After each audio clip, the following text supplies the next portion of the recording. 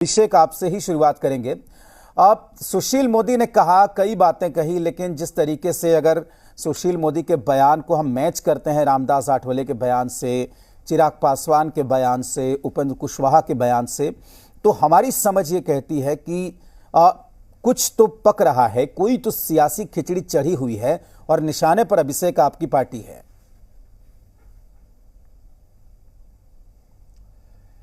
सबसे पहले तो मैं स्पष्ट कर दूं कि महाराष्ट्र में जो भी राजनीतिक घटनाक्रम हुए उसने भारतीय जनता पार्टी की वही पुरानी राजनीतिक पद्धति को उजागर किया। जोड़ तोड़, साम दाम, दंडभेद लगाकर कैसे भी बॉरोड प्लेयर्स अपने तरफ करके ये चाहते हैं कि ये मैच जीत लें। सवाल तो इनसे पूछा जाना चाहिए था कि अभी कुछ ही दिनों पहले प्रधानमंत्री जी जिस पार्टी और जिन नेताओं का जिक्र कर रहे थे, भ्रष्टाचार से जोड़कर देख रहे थे, उन नेताओं को अपने कुनबे में शामिल कराकर सरकार में समावेश करके ये क्या बताना चाहते हैं कि फिर इनके हिसाब से एक नेता तैयार है जिन पर भ्रष्टाचार के आरोप तो हैं, लेकिन इनके साथ चले आएंगे तो सारे आरोप धुल जाएंगे। अब बिहार चले आते हैं।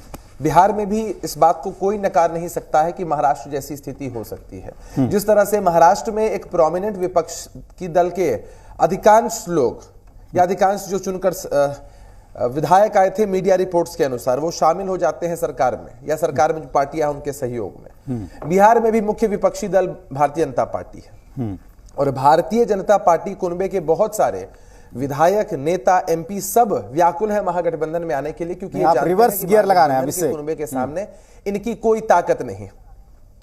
अरे रिवर्स कहां लगा रहे हैं? वही गियर लगा रहे हैं जो इन्होंने कहा कि महाराष्ट्र जैसी स्थिति हो जाएगी।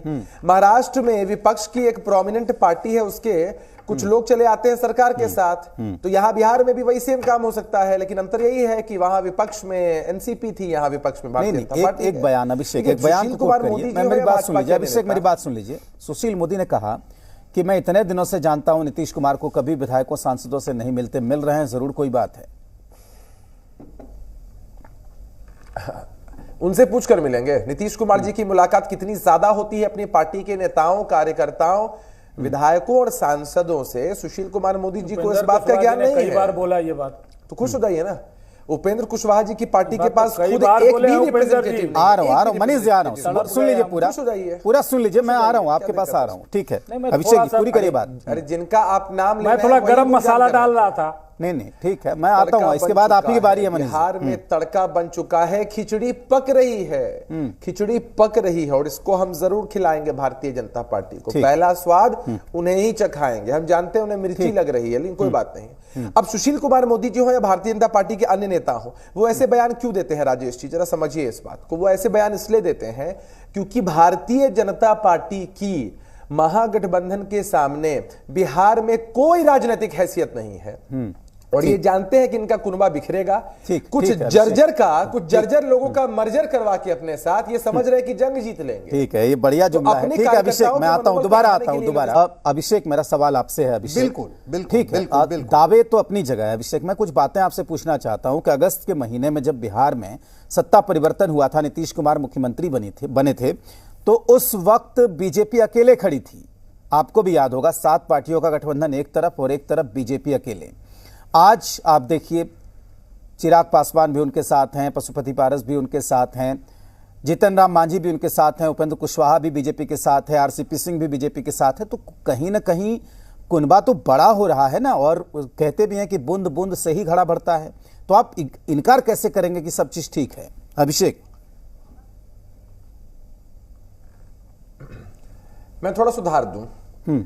उस वक्त भी भारतीय जनता पार्टी के साथ पशुपति कुमार पारस जी या चिराग पासवान जी थे। नहीं, ठीक है, खुल के नहीं थे वैसे चिराग, पार्टी उस वक्त महज एक व्यक्ति हैं, दल में शामिल हो जाते हैं।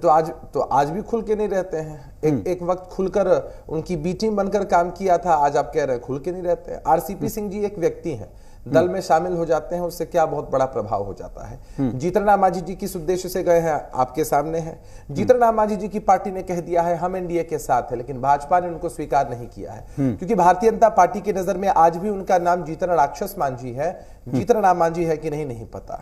और जर्जर, मैंने शुरू में ही कहा कि जर्जर लोगों का मर्जर अपने साथ करवाकर अगर भारतीय जनता पार्टी सोचती है कि उसकी राजनीतिक इमारत बहुत मजबूत हो चुकी है, तो ये लोग अंदर से खोखले हैं। बिहार में महागठबंधन के सामने इन लोगों की कोई राजनीतिक हैसियत नहीं बचेगी और अपने कार्यकर्ताओं का मनोबल बढ़ाने के लिए ये लोग इस तरह की बातें करते हैं। दावे करिए ना, दावे करने में कुछ लग थोड़ी रहा है। आप दावे करिए, हम जानते हैं कि आपके दावे खोखले साबित होंगे। ठीक।